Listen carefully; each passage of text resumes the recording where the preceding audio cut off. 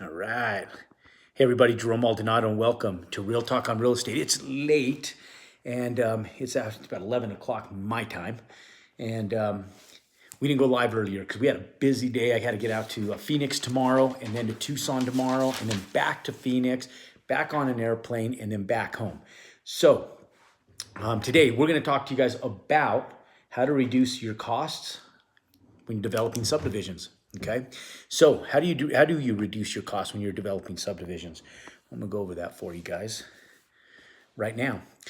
So one of the big things is how to limit liability more than costs. And then when you limit your liability, you reduce your costs. And when you reduce your costs, you can go into subdivisions and subdividing land more effectively. The biggest problem most people that are just getting started in real estate and in developing and buying land and building houses, they come with these big parcels of land. And the problem with big parcels of land is the fact that when you have big parcels of land, there's expense to developing the land. Now, the biggest thing is like if you have a big parcel of land, what I call a big parcel of land, really anything over 10 acres is a large parcel of land. Anything under 10 acres is not that big, but there's still cost to it. So when I go in, I'm going to actually develop land. When I'm first buying land and building houses, when you're first getting started, I tell people don't go into the land development game, because the land development game, if you don't know it, is a whole different business structure all in itself.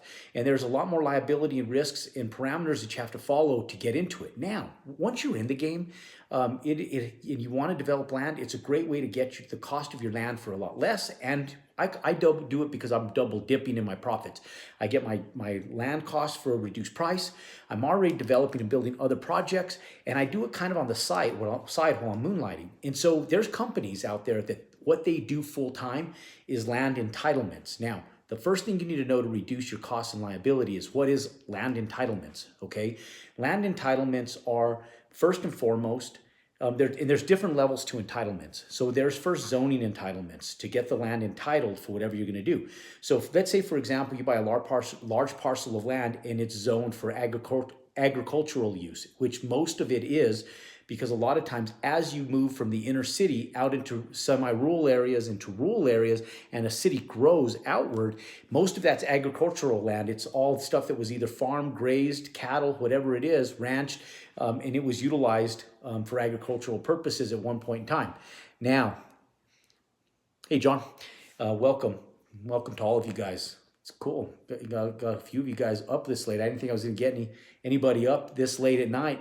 I actually got tied up earlier, and I told my wife, damn, I need to record my YouTube live. So welcome all of you guys, all of you moonlighters that are moonlighters like me. Put the kids to bed, and we'll do some business. But I got my YouTube live in like I promised. Okay, so anyways. So what a lot of companies will do, a full-time business just is, for a lot of companies, is land entitlement. And the first one is, does it have zoning? So if it's agricultural land, you go in and you get residential zoning. And so when you get residential zoning, there's different levels of residential zoning. There's dense residential zoning where you could do condos, where you can do condos, or you can do like multifamily, or you can do it as single family plats. Now, the more dense, the harder it is for the zoning, okay? The more dense, the harder it is to get the zoning. So a lot of times on large parcels, what the city wants to see is they want to see a variety of housing. So that way economically it makes sense for inner city development. So you want to be able to see some single family housing, some townhomes, and some condos, and then you want to see some dense housing like apartments and so forth. Now, more affluent areas don't want to see that much apartments. So you'll notice that if you're going into an area that's quote unquote prideful in their economic development, they call it more the ritzy area, or and it's more of the upper echelon areas, you'll notice that there's less apartment complexes in those areas, because those areas kind of boycott the apartment complexes and want them just outside into the city areas that are not within their own municipalities, the smaller suburb areas in municipalities around the big cities. And so when you go in and you entitle land, first thing you need to do is you need to get with the city and make sure that you can get zoning on it. And so you'll go down, I'll sit down with the city and say, hey, look, this is the parcel. I'll give them the legal description. They'll pull it up on their computers because they can do that. When they do that, you sit back and go, we want to subdivide this into single family, multifamily, condos, lofts, whatever it is. And then they'll tell you, well, we'll allow the single family, the lofts, and the condos, but no multifamily. Or they'll say, we'll take a little bit of multifamily, we have to reduce it to X amount, and then the rest needs to be single family. And also we need a little buffer of commercial in the front of it. And so then you go to your survey company and you talk to the survey company and say, okay, let's make this as dense as possible that fits the parameters what the city wants to see. They read the survey company, and the architect will read the city requirements that are in the codes for that municipality, and then they'll develop something trying to maximize density, because the more dense you make it, the more money potential you have. And so one of the big things that we'll do is when we go in to do this, we don't want to own the land yet. And I learned this back in 2008, because when in 2008, I used to buy all my land, and I thought I was like Lucky the Leprechaun. Every piece of land that came my way, I thought I needed to buy it because it was the last piece of land that was ever going to be available for me to buy. And so, as stupid as that sounds, that is honest to God the way I felt in 2005, 6, 7, 8, because things were going gangbusters like it is today. You just can't find land. Like I called one of my brokers and said, hey, buy me some land. I need to build some more houses. I need some land for some of the people in our inner circle so that I can just give them to them so they can build houses on them. And she's like, I can't find anything in those price parameters, Jerome. And I'm sitting back going, good God. And land is doubled in some areas. And so instead of going in acting like a fool, like I did back in 2006, 7, and 8, P.S. by the way, I still have like $3 million worth of paid off land that is still sitting there. It was worth $3 million back in 2008, and it's still worth $3 million today. And the reason why is because the city development from 2008, when the recession hit, it pivoted. It changed. So it went from where it was driving one direction towards city and town center, and it pivoted because the market halted. And then the city of Albuquerque got landlocked because the city of Rio Rancho came in and annexed a bunch of county land. And so the city of Albuquerque went, oh shit, we have no land. We could have annexed it, but we didn't because we were stupid. And our political authorities here are stupid, which they are.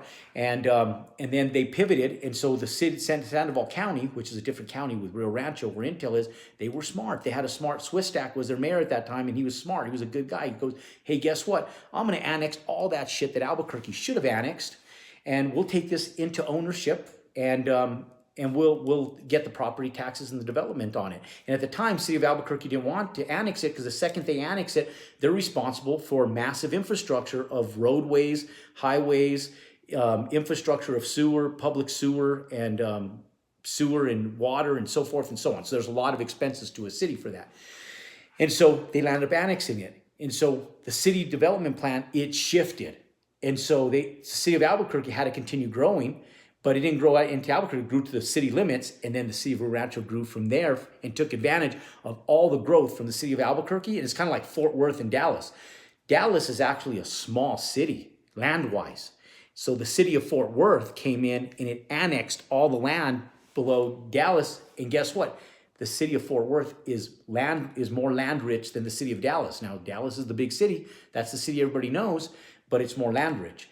And so the reason you don't buy land in the beginning, and you guys are sitting back going, Jerome, this doesn't make sense to how I reduce costs. It does. Follow me here.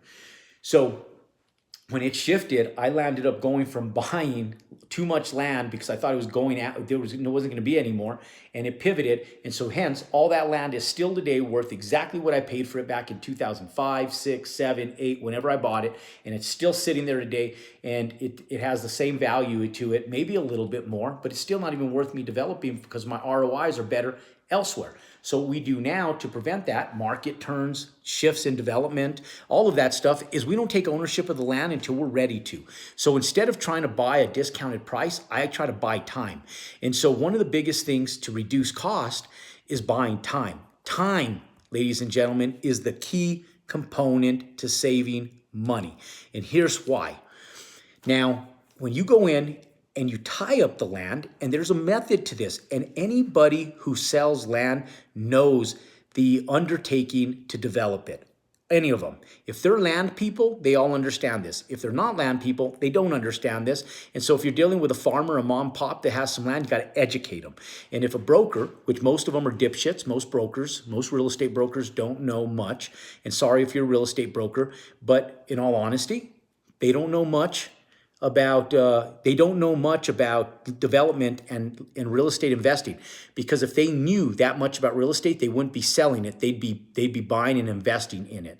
And so a lot of them, like I tell brokers, once you become financially affluent as a broker, take that money and become an investor. That's where the real money is. The real money, working as a real estate agent or a broker, is like working a job. Okay, you're trading money and time for a commission check. Now you take that commission check and you invest it in assets. That's what we do with our business. So like my business, I still trade time and employees of mine, their time, to go for money and for contract money. But we make so much from that, we deploy that back into assets, land. And so anybody that's selling land knows that there's an undertaking to doing this, and there's multiple layers of entitlement. So then we go in, we make sure that we have the zoning we need. We go in and get the first set of entitlements. We plat the land. And so when we plat the land, it's kind of like this. Let me show you guys this, because I have this right here. It's kind of like platting the land, okay? So when you plat it, you see these grids in here? These are all different lots and grids of streets and different things on like this plat. Now look at this parcel here. This is a parcel right here. This is a perfect example. So we'll take like this parcel and it'll show like single family. It'll show like multifamily right here. It'll show like condos right here. And then it'll show more commercial development. This is actually also developed for multifamily, that purple zone for that. And I think land flipping is great, Benny. Land flipping is awesome. And that's why I'm talking to you guys about this. Those of you guys are interested, listen to what I'm telling you, because you can land flip. There, people make full business models out of land flipping, and land flipping is great. I have a good friend named John that does it. He started on a really small scale. Now he's starting to scale his business model, and he's done incredibly well. I think he's done like $10 million worth of land flips over the last like 4 or 5 years. Now, we've been doing this forever. We've been, what's up, Kevin from Vegas? We've been doing land flips forever, and we used to do this up in Las Vegas. My wife and I, when we were just dating years ago, we started doing stuff in Las Vegas, Nevada, just like this, just to go to Vegas. We were like, damn, we can go to Vegas. Every time we go to Vegas, it's a tax write-off. We didn't have kids at the time. Let's just buy some land. Let's develop it, and let's sell it to D.R. Horton. Let's sell it to Toll Brothers. Let's sell it to KB Home, Kaufman and Broad at that time, and let's make money doing it. And every time we go, we show up, we buy a little piece, we buy some land, we start subdividing it, and became a business before the recession, and we made a killing doing it on the side, part-time, just to go to Vegas, okay? And because this stuff takes time, you know, it doesn't just happen. It ain't like a full-time business where you have to be at it every day, you know, to flip land. So we buy the land. So we don't buy the land, we tie up the land. And what I do is I go in and tie it up with the option to buy, and I set a purchase agreement in place. So what we land up doing is we're not doing business in Vegas right now, but we were doing it down in Henderson and Sunland Park. We used to do them up in North and South Sunland and down in Henderson. We've done a lot of deals down there back in like 2004, 5, 6. 7, and I sold my last one 2008, thank God, because I didn't have anything in Vegas when the recession hit, and the recession hit Vegas brutally. Okay, so in those areas are still growing, by the way. It's just migrating further out. So what we do now is we go in, we set the parameters on what our purchase agreement is, and we say, look, we're going to pay X amount for the land. Okay, this is going to be the price, whatever that price is. We're going to say we want to close on this land. We want 60 days worth of due diligence. Okay. And we want to close on this land once we get all of our entitlements done, okay? So entitlements are all of your engineering, your architecture, you get your subdivide, you get all that stuff done, okay? And so we'll do, on big parcels of land, I'll do a 1-year close with you guys. I'll close in a year from now. Now, so that you know that I'm not blowing smoke up your rear end, I'm going to come to the table. Let's say that land is, let's say that we're buying 100 acres and we're buying it at $1,000 an acre. So we have, we have about $1 million into that land. So if we do that, we have $1 million in that land, we'll tell them, hey, why don't we put $75,000 down on the land? And in the next 75 days, we'll usually do a 90-day on land. That's like on a multifamily that we do 60, but we'll do 90 days on land. The reason 90 days is because we have to do municipal meetings and see if the city or municipality is going to support us on the build. So we do a 90-day due diligence period, and we put $75K down on the land, and it's fully refundable up to 90 days. And in 90 days, if we don't say, hey, this isn't going to work, then at day 90, it goes hard, which means it's non-refundable at that time. And what that does is it tells the seller that you're doing your due diligence and you're serious about buying. If we find out in 90 days that something's not going to work, we just get our money back and we move forward. But if in 90 days it looks like the city's cooperating, we're moving forward, the architects, the engineers, the city, the fire marshal, everybody that's involved is supporting the direction we're going, we say, cool.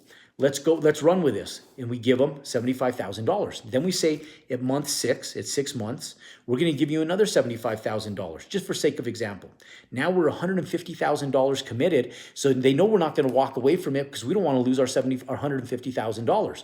Now, for some of you guys saying, well, where do I get the $150,000? There's a lot of places because the money's in the entitlements. So what you need is you need some money like this. You can get this from hard money lenders, private lenders, but once you have a real deal, it's easy to get money in real estate. I was talking to my buddy Brandon today. I took him up to Dallas with me a few days ago. He's never done any big real estate deals. And then I landed up running into Brandon, riding some dirt bikes, and Brandon came to me and said, hey, Jerome, why didn't you ever tell me about your Phoenix deal? He goes, that deal looks pretty cool. I wish I would have invested in it with you. And I said, bro, I did. You said that your financial analysts said you were capped out on real estate for the year, and you told me you weren't, you didn't have any more money for that year, and so I don't beg for money. I tell you once, you either say yay or nay. You said nay, and I move forward. My projects are viable. I don't need your money, but if I present it to you, take advantage of it because I'm only going to do it this many times. Once, because I know I don't have to beg for money, and I will not beg for money. You never hear me begging for money, and you can go down my YouTube channel, my Facebook page, my Instagram page, and not one time you're going to see me begging for money. You might see me do one webinar. I'll present my deal to people. Whoever wants to come in, great. I'll cap it at a certain level, and then I'll never advertise it again. And then if somebody hits the cap, I'll say, sorry, this one's booked, but maybe in 6 months from now, or 3 months from now, or 2 months from now, I'll be raising capital for another one. Don't miss out on it when I say, get in, because I'm telling you guys, it's as easy for me to raise capital as it is for you, even if you don't have a presence right here on YouTube or Instagram, as long as you have the entitlements, the paperwork. And so if you have a real project, real investors know, and they want a piece of that real estate. I'll tell you guys, there's no lack of money out there. They want a piece of it. And so I will teach you guys how to get all those entitlements because the entitlements is where the money's at. It's in the paper. It's in these right here, ladies and gentlemen. The money is in this stuff right here. It's in these guys. This is money to the bank. This is money to you. And this is money from investors right here. This stuff right here. The plans, the blueprints, the engineering. It's right here. Right here. Okay. Now, okay. So we go in. Yes, I do have videos on that on my YouTube channel. Thank you, Cole. And my full videos on that. All this stuff I talk about, I have videos on. And so, ladies and gentlemen, and I'll put a link to that, PS, by the way. So look, ladies and gentlemen, so we go back in, we start working on our entitlements. We go in day 90, okay? We still don't have it. We're not going to close on this land for a year. Month 6, we put another $75,000 down. Now, we're working through entitlements, engineering, architecture. We're getting all that stuff done. Now, when we have this stuff, our engineering, our architecture, and our plans, the land value almost doubles. Now, it doesn't all the time double, but it's always worth more with entitlements. Why? Because developers know this stuff takes time and money. And if they don't have to deal with the headache of doing this, and you put a process together where you deal with this stuff, you just land up flipping land. And so there's minimal development. So you can go in and just plat it like this stuff that I just showed you guys. You can do a stupid, simple plat like this and get a plat approval. You don't have to get all the engineering like this stuff. This is an engineering doc right here. This is for my engineers. This is all for my engineers right here. Okay. So you don't have to go through all that. You can go through what's called a plat approval with a city, and you can get this approved. And just this approved with a survey company and the roadways, if you get this approved, your land value goes up by, could be millions. This is 155 acres. This 155 acres was sold for someplace right around, I think this stuff right here was sold for someplace right around $20 million.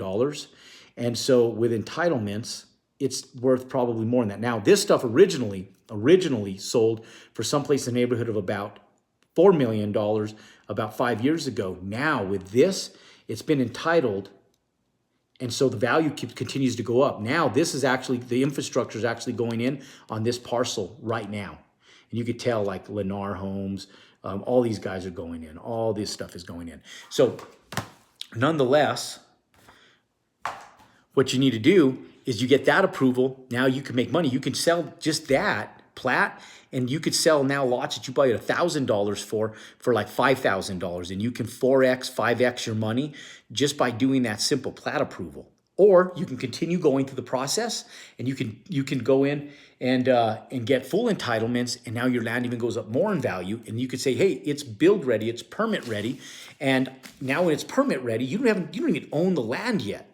And you're like, hey, it's permit ready. I did it all for you guys in the last 9 months, and I have it all entitled, and I'm going to go in, and now I'm going to sell this land to you guys, and I'm going to sell, not only am I going to sell it to you guys, but it's ready to go. All you need to do is take my prints into the city, and you start construction the second you close. Okay. And so you may not even take ownership of the land. So if you sell it and you get through entitlements before you even take ownership of the land in a year, you haven't even touched dirt. No tractors have touched that land. Nothing's been done. All you've done is create paper, ladies and gentlemen, and you platted out a development ready for roadways. And now that land is worth millions more. And then you go in to the title company and you say, we need to close on this one and we need to close on this other one simultaneously. And so what you do is you go into the title company and you do an assignment of title to them, and then a check gets cut to you back. Now, there are some parameters with different title companies in different states where you may have to close on your land first, which means you may end up having to raise the capital and close on it, and then close on theirs the next day, okay? And so if that's the case, you can get a short-term loan from somebody, pay them a ridiculous interest rate, get them to fund it for you, give them their money, and then you go in and fund, and you have your buyers fund it the next day or the same day, and then you make the profit spread between. Okay, and then you pay back your right out of escrow. Your investors get paid the next day right out of escrow, and they make a nice small little premium on their money, and no money even came out of your pocket.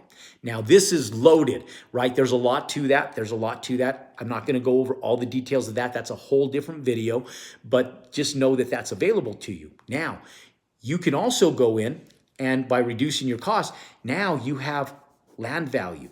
So if you decide to develop this on your own and you don't want to sell off the entitlements, you can get, that's exactly what I'm going to talk about, Cole, is funding. Now, the money, ladies and gentlemen, from the financial institution is in these right here. This is where money, this is money.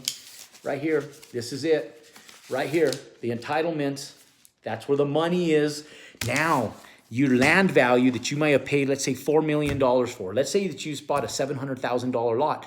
You did all these entitlements, and let's say these entitlements cost you, let's say $100,000. So you have a lot tied up to $700,000. You have $100,000 worth of entitlements. You have $800,000 of gross into it, but you haven't even closed on the land yet. So you only have $100,000 into this. And so now you go to the bank, and your land's worth about 1.5 to $2 million fully entitled, ready for permits. The banks will not give you a loan on that land or your project until you have this, ladies and gentlemen, your plans. Because now they can take these plans and they can do an appraisal on them. And they say, I got houses, I got multifamily, I got everything, and now I got a development. And I got tenants, I got pre-sales, I got comps, I got performas. I know what this is gonna bring me in revenue based on everything that's happening around me, and that's how we develop this. We've had the professional brokers, we had all of our property management companies confirm all the data for us and analytics, and it's all right here. And then you go like this, Mr. Banker, here you go. Can you go get an appraisal on my development? I need a loan. And then you give this to the Mr. Banker or Mrs. Banker, and you tell them, Mr. Banker, Mrs. Banker, I need a loan on this. This is what I'm entitling. And then what you do is the banker goes in, and the banker does a full appraisal on this bad boy, and then they'll give you a loan on it, and it's all based on progress payments. They won't just give you the money, but they'll say, okay, first draw. Let's get started with a foundation. And then once you get the foundation in, they'll give you another draw. But they'll give you the draw for the foundation, everything. And now, if they'll do a packaged amount where they'll say, look, we have a build to cost, and when we close on it, our first draw will be for the payment of the land. You haven't even bought the land yet. You have a piece of land that's worth $1.5 to $2 million. You go and get your entitlements. They're going to ask you for a little bit of interest reserve for sure. But on a small project like that, they might ask you for $100,000 of interest reserve that you put in the bank.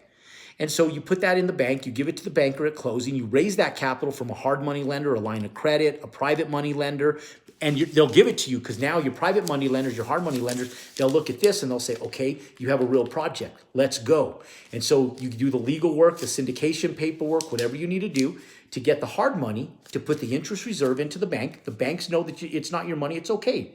They vet you out. They give you the loan. You have good credit and they give you the loan. The money is in this. And then you go in. You're only $100,000 out of somebody else's money, one of your investors, but you're running the project. And now the bank gives you a loan. You do that $100,000 of interest reserve, and then they fund the rest based on progress. They're not going to give you money until you have progress payments. They send an inspector out to the lot to see if you really have plumbing going in, if you really have a foundation going in, and then they say, yes, Mr. Banker, they do have it. Here's photos of it. Let's do the next funding phase after the foundation. And then they'll fund you another funding to go get lumber and start building the project and start getting the wood and everything else. So ladies and gentlemen, the money is in this. You don't need to spend a lot of money. The money is right here in this entitlements. You just have to understand the process. Everything's in the process, ladies and gentlemen. How do you get wealthy when you come from nothing? You get smart. And you learn how to utilize, leverage other people's money, other people's assets, how to keep, cash isn't king. Liquidity is king. We have millions of dollars. I will not give it to people if I don't need to. I'll keep it into the stock market because I can draw on it as a loan for my stocks if I need it. But if I can keep liquidity, liquidity is king because when I have liquidity, I have paper I can take to the bank. And then with that, I can take the bank's money and I can go in and develop with the bank's money without any money out of my pocket or very little amount. Or I can go raise capital and get very little out of my pocket, give up a small percentage of equity or pay them back in debt and then go out and build and develop a project. So ladies and gentlemen, the money is in the entitlements in the land development. How do you save money?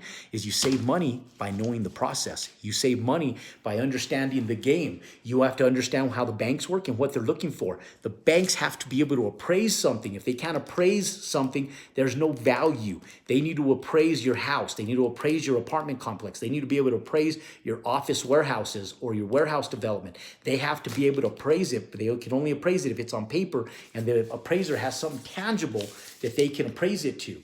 And then they'll ask you for a pro forma. And the pro forma is what other assets that are exactly the same as yours are doing within a given radius of this asset, right in the same neighborhood and in the same city, in the same municipality as you're developing your asset, so that way they know what the realistic numbers of what people are renting and leasing and the revenue that will come in from it when you stabilize and have your asset in that exact same area. So how do you save money in land development? How do you save time and reduce risk? Entitlements, long-term closes. Ladies and gentlemen, that is how you go out and develop land. Now look, if you guys like the content, want more content just like this, before I end this video, smash that thumbs up button and I will continue bringing you guys live footage and real life knowledge that I live, breathe, and have been doing for over 25 plus years, and it has made us millions upon millions of dollars in real estate. And so if you want the real deal, the real information, pound that like button, pound and subscribe to our YouTube channel. And I'm gonna put a link at the end of this video to more content talking about our how to be able to get financing for your development projects, okay? That's another full-length video. I've already put it on YouTube. You're gonna wanna see it. I'm gonna put the link at the end of this video. Click and watch that video as well. Pound and subscribe, and I look forward to seeing you guys. Thank you, Jackson. I love you. Jackson's the real deal. Ladies and gentlemen, God bless you guys. You guys go out and make it a great day and compound your success. I'll see you guys and bring you guys some footage on my Instagram channel tomorrow from Phoenix, then from Tucson, and I'll show you guys some real deals on how we're putting up apartment complex and developments out there. And if you haven't seen my Instagram stories today, I showed you guys 2 different builds that we're doing right here locally, and we're doing it. Anyways, from Ohio, God bless you guys. You guys have a good night. Thank you guys for watching.